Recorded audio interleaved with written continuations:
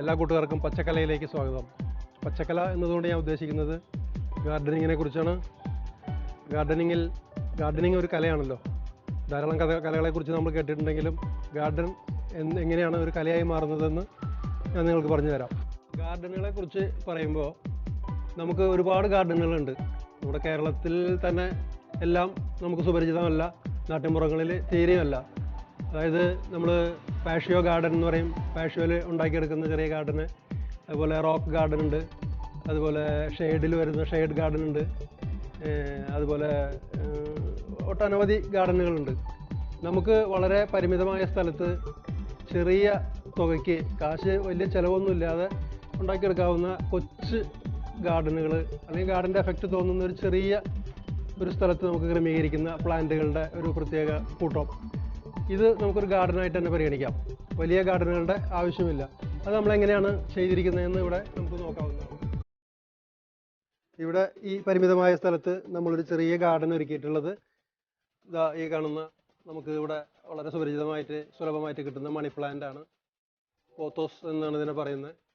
അത് കഴിഞ്ഞ് നമുക്ക് കിട്ടുന്ന ഇപ്പോൾ നമ്മൾ കാണിച്ച ഒരു ചെറിയ ഗ്രാസാണ് ഈ സ്പ്രെഡായി കിടക്കുന്നത്. അത് നമുക്ക് ലാൻഡ് കവറിംഗ് ആയിട്ട് നമുക്ക് ഫുള്ളായിട്ട് ഉപയോഗിക്കാൻ പറ്റും. നമുക്ക് സാധാരണ ഉപയോഗിക്കുന്ന പോലെ പുൽത്തകിടിക്ക് ഉപയോഗിക്കുന്ന പുല്ലുകളൊന്നും ഇല്ലെങ്കിലും ചെറിയൊരു സ്ഥലത്ത് നമുക്ക് ഭംഗിയായിട്ട് കവറേജ് ചെയ്യാൻ പറ്റുന്ന ഒരു തരം പുല്ലാണ് ഈ കാണുന്ന, നമ്മളിപ്പോൾ ഈ ബോൾ ഉണ്ടാക്കിയെടുത്ത പുല്ല്. ആ പുല്ല് നമുക്ക് ഉപയോഗിക്കാം. അരികിൽ നമുക്ക് റിബൺ ഗ്രാസ് പോലുള്ള ഗ്രാസ് വയ്ക്കാൻ പറ്റും. അത് കഴിഞ്ഞ് നമുക്ക് മാർബിൾ ക്വീൻ എന്ന് പറയുന്ന ഈ മണി പ്ലാന്റിൻ്റെ തന്നെ ചെറിയ ഒരു മിനിയേച്ചർ മോഡലാണ് ഇത്. അത് നമുക്ക് വയ്ക്കാം. നമുക്ക് വളരെ അവൈലബിൾ ആയിട്ട് കിട്ടുന്ന കുറച്ച് ചെടികൾ വെച്ചിട്ട് നമുക്ക് ചെറിയൊരു ഭാഗത്ത് മനോഹരമായിട്ടുള്ള ഒരു ഗാർഡൻ ഇതുപോലെ രൂപപ്പെടുത്തിയെടുക്കാവുന്നതാണ്. ഇതിനകത്ത് വരുന്നത് കുറച്ച് ഡ്രിഫ്റ്റ് വുഡാണ്. ഡ്രിഫ്റ്റ് വുഡുമ്പോൾ കുറച്ച് പായൽ മോസൊക്കെ പിടിപ്പിച്ചെടുത്തു കഴിഞ്ഞാൽ മനോഹരമായിരിക്കും. അല്ലെങ്കിൽ അത്തരത്തിലൊരു പീസ് കിട്ടാണെന്നുണ്ടെങ്കിൽ ഇതിൻ്റെ ഉള്ളിൽ കൊണ്ടുവച്ച് കഴിഞ്ഞാൽ പിന്നെ കുറച്ച് റോക്കുകൾ, കുറച്ച് ഫേണ്, അതുപോലെ തന്നെ കുറച്ച് ബ്രോമീലിയാഡ്സ് എന്ന് പറയുന്ന ചെടി, ഇതൊക്കെ നമുക്ക് എളുപ്പം കിട്ടുന്ന സാധനങ്ങളാണ്. ഇതൊക്കെ വെച്ചിട്ട് നമുക്ക് മനോഹരമായിട്ട് ഒരു ഗാർഡൻ രൂപപ്പെടുത്തിയെടുക്കാവുന്നതാണ്. അതിനകത്ത് വൃക്ഷങ്ങളുണ്ടെന്നുണ്ടെങ്കിൽ നമുക്കതുമേ പടർത്തി വിടാൻ ഈ ഗോൾഡൻ പോത്തോസ്, നേരത്തെ പറയുന്ന മണി പ്ലാന്റിൻ്റെ തന്നെ വേറെ സിംഗിൾ കളറാണ്, യെല്ലോയിഷ് ഉള്ള ഒരു കളറാണ്. നല്ല മനോഹരമായിട്ടുള്ളൊരു ചെടിയാണ്. അത് നമുക്ക് ഇതിൻ്റെ മുകളിലേക്ക് പടർത്തിയെടുക്കാം. പിന്നെ നമുക്ക് ഫേണൊക്കെ മുകളിൽ വെച്ച് പിടിപ്പിക്കാം. നമ്മൾ ഈ ഉണ്ടാക്കാൻ പോകുന്ന ഗ്രാസ് ബോളിൻ്റെ സെയിം ആ ഗ്രാസ് വെച്ചിട്ട് നമുക്ക് ഒരു ബ്രാഞ്ച് മുഴുവൻ നമുക്ക് പടർത്തി ഭംഗിയായിട്ട് എടുക്കാവുന്നത്. അടുത്തതായി ഹാങ്ങിങ് ഗ്രാസ് ബോൾ നമുക്ക് എങ്ങനെ തയ്യാറാക്കാമെന്ന് നോക്കാം. ആദ്യമായി നമുക്കതിന് വേണ്ട സാമഗ്രികൾ: ഒരു കോട്ടൺ തുണി, ഒരു ടവലിൻ്റെ വലുപ്പമുള്ള ഒരു കോട്ടൺ തുണി എടുക്കുക. അതിന് ഒരു നൂല്, ഇതിൻ്റെ പോട്ടിംഗ് മിശ്രിതമായിട്ട് വരുന്ന സാമഗ്രികളാണ് ഇവിടെ വെച്ചിട്ടുള്ളത്. ഇവിടെ നമുക്ക് പോട്ടിംഗ് മിശ്രിതമായിട്ട് ഉപയോഗിക്കുന്ന വസ്തുക്കളാണ് ഈ ഇരിക്കുന്നത്. ഇതിൽ ഒരെണ്ണം നമ്മൾ കമ്പോസ്റ്റാണ്, കരിയിലൊക്കെ ഉണങ്ങിപ്പൊടിഞ്ഞ് മണ്ണുമായി ഇഴുകി ചേർന്ന കമ്പോസ്റ്റാണ് ഒരു ഐറ്റം. അത് കഴിഞ്ഞ് മണലുമായി ചേർന്ന് മണലിൻ്റെ അംശം കൂടുതലുള്ള മണ്ണാണ്, മണൽ എന്ന് തന്നെ പറയാം, ഇച്ചിരി പൂഴി മണൽ. പിന്നെ കുറച്ച് ചരലാണ്, ഗ്രിറ്റുകൾ. ഇത് വെച്ചിട്ടാണ് നമ്മൾ ഗ്രാസ് ബോൾ തയ്യാറാക്കുന്നത്. നേരത്തെ പറഞ്ഞതുപോലെ നമ്മൾ ഒരു ടവൽ പോലുള്ള ഒരു കോട്ടൺ തുണി എടുക്കുന്നു. മസ്ലിൻ, ലിനൻ, സിൽക്ക് ഇത്തരത്തിലുള്ള തുണികൾ വേണ്ട. നമുക്ക് കോട്ടനാണ് അത്യാവശ്യമായിട്ട് വേണ്ട തുണി. അത് ഈർപ്പം പിടിച്ചു നിർത്താനൊക്കെ കോട്ടനാണ് നല്ലത്. അതുകൊണ്ടാണ്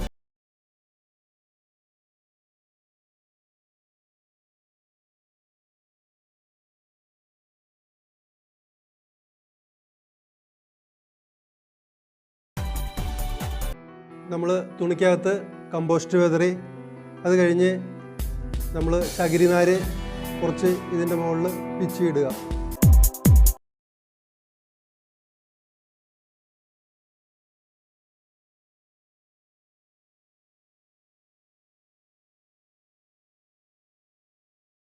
അംശം കൂടുതൽ പിടിച്ചു നിർത്താൻ വേണ്ടി ഉപകരിക്കുന്ന വസ്തുക്കളാണ് ഈ കൊക്കോ പിറ്റ് അടങ്ങുന്ന കൊക്കോ ഫൈബർ, ചകിരിയുടെ നാര്. ചകിരി നാരും കമ്പോസ്റ്റും നമ്മൾ നിരത്തിയതിന് ശേഷം നമ്മൾ പിന്നെ മണൽ കലർന്ന മണ്ണ് നമ്മളതിൻ്റെ മുകളിൽ കുറച്ചൊക്കെ വിതറി കൊടുക്കുന്നു. നമുക്ക് ബോൾ എത്രയും വലുപ്പത്തിൽ ആവശ്യമുണ്ടോ അതനുസരിച്ച് ഏകദേശം ആവശ്യത്തിനുള്ള മണ്ണും മണലും നമ്മൾ എടുക്കുക. പിന്നെ അതിന് പുറമെ നമ്മൾ ഗ്രിറ്റ് ഇതിൻ്റെ മുകളിൽ കുറച്ച് വിതറി കൊടുക്കുന്നു. മണ്ണ് ഉറഞ്ഞ് ജാമായി പോകാതിരിക്കാൻ വേണ്ടിയാണ് നമ്മൾ ഈ ചരലും മണലും കുറേശ്ശെ ഇതിനകത്ത് കലർത്തുന്നത്. എപ്പോഴും വെള്ളം പിടിച്ചു നിർത്തുന്ന സ്വഭാവം ഒരു സ്പോഞ്ച് പോലെ നമ്മൾ ഇട്ട ചകിരിനാരിനും അതുപോലെ തന്നെ അതിൻ്റെ അടിയിലുള്ള കമ്പോസ്റ്റിനും ഉണ്ട്. കമ്പോസ്റ്റിനകത്ത് വളമുണ്ട്. വളം മീൻസ് അത് ഉണങ്ങിപ്പൊടിഞ്ഞുണ്ടായ അതിൻ്റെ തനതായ വളം. ഇത് എല്ലാം നമ്മൾ വെച്ച് കഴിഞ്ഞ് 1, 2, 3 ചകിരിനാരടക്കം 4 ഐറ്റം വെച്ച് നമ്മളിത് പൊതിഞ്ഞ് കെട്ടുകയാണ് ചെയ്യുന്നത്. നമ്മളിങ്ങനെ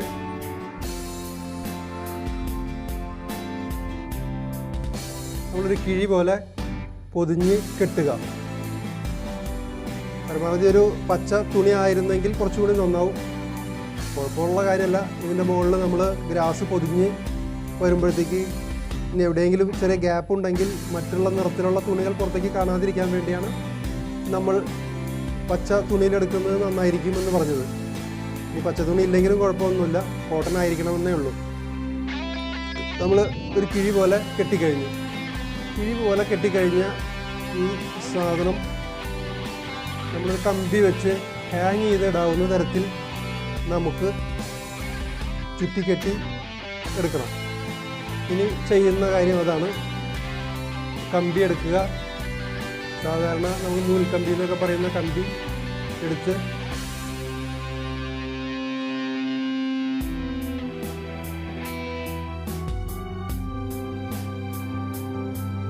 ബലമായിട്ട് നമ്മൾ കെട്ടി ഉറപ്പിക്കുക.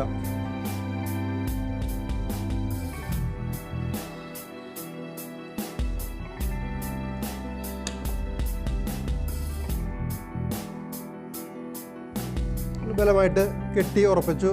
നമുക്ക് ഹാങ് ചെയ്യുന്നത് എവിടെയാണോ അതിനാവശ്യമുള്ള നീളത്തിൽ നമ്മൾ ആ കമ്പി കട്ട് ചെയ്തെടുക്കുന്നു. തൂക്കിടാൻ ഉദ്ദേശിക്കുന്നത് അതിനാവശ്യമായ നീളത്തിൽ കമ്പി മുറിക്കുന്നു.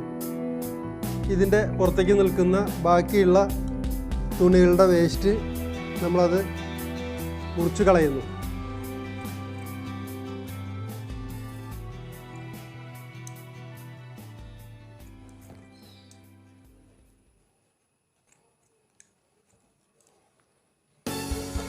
തുണിയുടെ വേസ്റ്റ് നമ്മളിതുപോലെ ആവശ്യമില്ലാത്ത ഭാഗങ്ങൾ മുറിച്ച് കളഞ്ഞ് ഇത് ഭംഗിയാക്കി എടുക്കുന്നു. ഇനി നമുക്ക് ചെയ്യാനുള്ളത് ഒരല്പം വെള്ളമാണ് ഈ ബക്കറ്റിനകത്ത്. ഈ വെള്ളത്തിലേക്ക് നമ്മൾ ഈ കിഴി മുക്കിയിടുന്നു. മുക്കിയിടുമ്പോൾ കുറേ എയർ ബബിൾസ് പുറത്ത് പോകും. മുക്കിയിട്ട് കഴിഞ്ഞാൽ കുറച്ച് നേരം കഴിഞ്ഞാൽ അതിൻ്റെ എയർ ബബിൾസൊക്കെ പോയി കഴിഞ്ഞാൽ അതിൻ്റെ ഉള്ളിലേക്ക് ആവശ്യത്തിന് വെള്ളം വലിച്ചു എന്നർത്ഥം. ഇങ്ങനെ നല്ലപോലെ വെള്ളം അതിൻ്റെ ഉള്ളിലേക്ക് വലിച്ചെടുത്ത് കഴിഞ്ഞാൽ നമുക്ക് ഇനി ഇത് വെള്ളത്തിൽ നിന്ന് കുടഞ്ഞ് പുറത്തേക്ക് എടുക്കാവുന്നതാണ്. ഇത് നല്ലപോലെ വെള്ളം വലിച്ചെടുത്തു കഴിഞ്ഞു. ഗ്രാസ് പിടിപ്പിക്കുക എന്നുള്ളതാണ് അടുത്ത സ്റ്റെപ്പ്. അടുത്ത സ്റ്റെപ്പിൽ നമ്മൾ ഈ ഗ്രാസ് പിച്ചിയെടുത്ത് തയ്യാറാക്കി വെച്ചിട്ടുള്ള ഈ ഗ്രാസ് നമ്മൾ ഈ ബോളിൻ്റെ മുകളിൽ വെച്ച് ആവശ്യത്തിന് മാത്രം നമ്മളതിൻ്റെ മുകളിൽ വെച്ച് പൊതിഞ്ഞെടുക്കുക.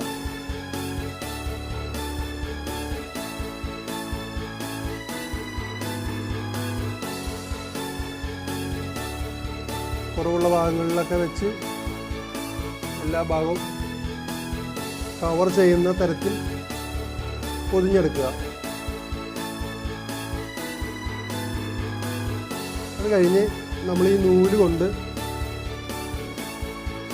കുറച്ച് ചുറ്റിക്കെട്ടണം. ഇതുപോലെ തലങ്ങും വിലങ്ങും കുറച്ച് നൂലുപയോഗിച്ച് ചുറ്റിക്കെട്ടുക. അധികം വരിഞ്ഞ് മുറുക്കി കെട്ടേണ്ടതില്ല. പുല്ലവിടെ നിൽക്കാൻ വേണ്ടിയുള്ള ഒരു ചെറിയ കെട്ടൽ മാത്രം മതി. അല്ലെങ്കിൽ നൂല് കൊണ്ട് വലിഞ്ഞു മുറുകി ഈ പുല്ലിൻ്റെ തണ്ടൊക്കെ മുറിഞ്ഞു പോകാൻ സാധ്യതയുണ്ട്.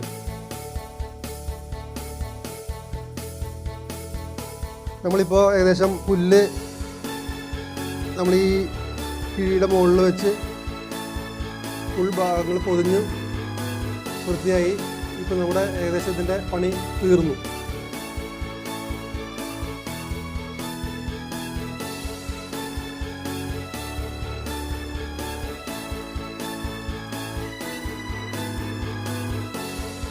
നമ്മൾ വെച്ച് പിടിപ്പിച്ച പുല്ല് ഒന്ന് നനയുന്നതിന് വേണ്ടി നമ്മൾ വീണ്ടും ഇതിൻ്റെ പണി കഴിഞ്ഞാൽ ഉടനെ വെള്ളത്തിലൊന്നും കൂടെ മുക്കിയെടുക്കുക. മുക്കിയെടുത്താൽ ഇപ്പോൾ ആവശ്യത്തിന് ഈ ബോളിൻ്റെ ഉള്ളിൽ വെള്ളം സ്റ്റോക്ക് ചെയ്ത് കഴിഞ്ഞു, പുല്ല് നനഞ്ഞു. ഇനി നമുക്കിത് ആവശ്യമുള്ള സ്ഥലത്ത് ഇഷ്ടമുള്ളിടത്ത് തൂക്കിയിടാം. ഇത് ഒരു മാസം കഴിയുമ്പോഴത്തേക്ക്, ഒരാഴ്ച 2 ആഴ്ച കഴിയുമ്പോഴത്തേക്ക് വളർച്ച നിങ്ങൾക്ക് കാണാവുന്നതാണ്. ഒരു മാസം കഴിയുമ്പോഴത്തേക്ക് ഇത് ഇതിനേക്കാൾ വലിയൊരു ബോളായിട്ട്, വെയിറ്റ് ഒന്നുമില്ലാത്ത വളരെ വെയ്റ്റ്ലെസ്സാണിത്.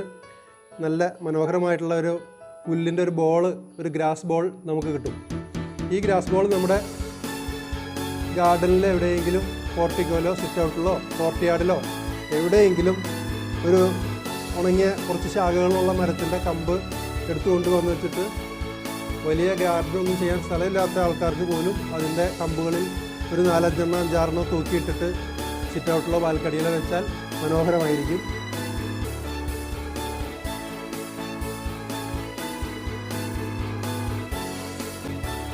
നമ്മൾ ഗ്രാസ് ബോൾ ഉണ്ടാക്കി കഴിഞ്ഞു. നമ്മൾ ഇഷ്ടമുള്ള സ്ഥലത്ത് എവിടെയെങ്കിലും അത് തൂക്കിയിട്ട് അതിന് നമ്മൾ ഒരു ദിവസമോ 1-2 ദിവസങ്ങളിലോ നമ്മൾ വെള്ളം ഒന്ന് സ്പ്രേ ചെയ്ത് കൊടുക്കണം. അതല്ലെങ്കിൽ ഇങ്ങനെ എടുത്ത് മുക്കി വീണ്ടും കുളത്തിലാവുന്ന തരത്തിൽ ചെറിയ ഹുക്ക് പിടിപ്പിച്ചാലും മതി, ഭംഗിയായിട്ട് വളർന്നു. നമ്മളുണ്ടാക്കിയെടുത്ത ഗ്രാസ് ബോൾ ആവശ്യമുള്ള ഇടങ്ങളിൽ തൂക്കിയിട്ട് അത് വളരാൻ ആവശ്യമായ വെള്ളം നമ്മൾ സ്പ്രേ ചെയ്ത് കൊടുക്കണമെന്ന് പ്രത്യേകം പറയേണ്ടതില്ലല്ലോ. 1-2 ദിവസങ്ങളിലോ 2 ദിവസം കഴിയുമ്പോഴോ 3 ദിവസം കഴിയുമ്പോഴോ നമ്മൾ തീർച്ചയായിട്ടും വെള്ളം ഒന്നുപോലെ വെള്ളത്തിൽ മുക്കിയെടുക്കുക. അതല്ലെങ്കിൽ നമ്മൾ സ്പ്രേ ഉപയോഗിച്ച് കുപ്പിയിൽ വെള്ളം നിറച്ച് സ്പ്രേ ചെയ്ത് കൊടുത്താലും മതി. ആ മിശ്രിതം നിറച്ചിട്ടുള്ള കിഴി എപ്പോഴും ഈർപ്പം ഉണ്ടായിരിക്കാൻ ശ്രദ്ധിക്കുക. ഇതിൻ്റെ പ്രത്യേകത ഗുണം എന്താണെന്ന് ചോദിച്ചാൽ, നമുക്ക് സാധാരണ ഗാർഡനിൽ വളർത്തുന്ന പോട്ട്, ഹാങ്ങിങ് പോട്ടൊന്നും ഇതിനാവശ്യമില്ല. നമ്മൾ വില കൊടുത്ത് പോട്ട് വാങ്ങിക്കേണ്ട ആവശ്യമില്ല. വെറുതെ ഒരു കഷ്ണം തുണി, അത്യാവശ്യം നമുക്ക് സംഘടിപ്പിക്കാൻ പറ്റുന്ന മണ്ണും മണലും പോട്ടിംഗ് മിശ്രിതമായിട്ട് കമ്പോസ്റ്റ് ഉപയോഗിച്ച് കഴിഞ്ഞാൽ നമുക്കിത് ചെയ്യാവുന്നതേ ഉള്ളൂ. ഇതിന് വെയിറ്റ് തീരെയില്ല, വെയ്റ്റ്ലെസ് ആണ്. നമുക്ക് എവിടെയും സൗകര്യപ്രദമായിട്ട് കൊണ്ട് നടക്കാനോ ഉപയോഗിക്കാനോ കെട്ടി തൂക്കാനോ മാറ്റി എടുക്കാനോ നനയ്ക്കാനോ ഒക്കെ വളരെ എളുപ്പമാണ്. വെയിറ്റ് ഇല്ലാത്തതുകൊണ്ട് വളരെ സൗകര്യമാണ് എന്നുള്ളതാണ് എൻ്റെ ഒരു അഡ്വാൻറ്റേജ്. നമ്മളുണ്ടാക്കിയെടുത്ത ഗ്രാസ് ബോളാണിത്. ഇതുപോലെ ഉണ്ടാക്കിയെടുത്ത ഗ്രാസ് ബോൾ തന്നെയാണ് നമ്മളിവിടെ തൂക്കിയിട്ടിട്ടുള്ളത്. ഇതുണ്ടാക്കി ഏകദേശം 1 മാസം കഴിഞ്ഞിട്ടുള്ള ഒരവസ്ഥയാണ് ഇപ്പോൾ ഈ കാണുന്നത്. ഇതിനകത്ത് ചട്ടിയൊന്നും ഇല്ലാത്തതുകൊണ്ട് വളരെ വെയ്റ്റ്ലെസ് ആയിട്ട് ഇതുപോലെ കിടന്ന് തിരിഞ്ഞുകൊണ്ടിരിക്കും കാറ്റത്തൊക്കെ. അതുപോലെ തന്നെ നമുക്ക് പ്രൂൺ ചെയ്ത് നിർത്തിയാൽ നല്ല ഗോളാകൃതിയിൽ പന്ത് പോലെ, ഫുട്ബോൾ പോലെ നമുക്ക് നിർത്താൻ പറ്റും. അതല്ല നമ്മൾ ഒന്നും ചെയ്തില്ലെങ്കിൽ അത് കുറച്ചും കൂടെ നീണ്ടു വരുന്നേ ഉള്ളൂ. പക്ഷേ എന്നാലും വളരെ ഭംഗിയായിട്ട് നിൽക്കും. പ്രൂൺ ചെയ്യണമെന്ന് നിർബന്ധമൊന്നുമില്ല. പ്രൂൺ ചെയ്യേണ്ടവർക്ക് അങ്ങനെ ആകാം, അല്ലാത്തവർക്ക് അതങ്ങനെ നീട്ടി വളർത്താം. ഇത് നമുക്ക് ചട്ടി വേണ്ട എന്നുള്ളതാണ് ഇതിൻ്റെ ഏറ്റവും വലിയ ഗുണം. നമുക്ക് വെയിറ്റ് ഇല്ലാത്തത് കൊണ്ട് നമുക്ക് എവിടെ വേണമെങ്കിലും പിടിപ്പിക്കാനും എടുത്ത് നനയ്ക്കാനും ഒക്കെ വളരെ സൗകര്യമാണ്. കുറഞ്ഞ ചിലവിൽ നമ്മളുണ്ടാക്കിയ ഗ്രാസ് ബോൾ നിങ്ങൾക്ക് ഇഷ്ടപ്പെട്ടു എന്ന് കരുതുന്നു.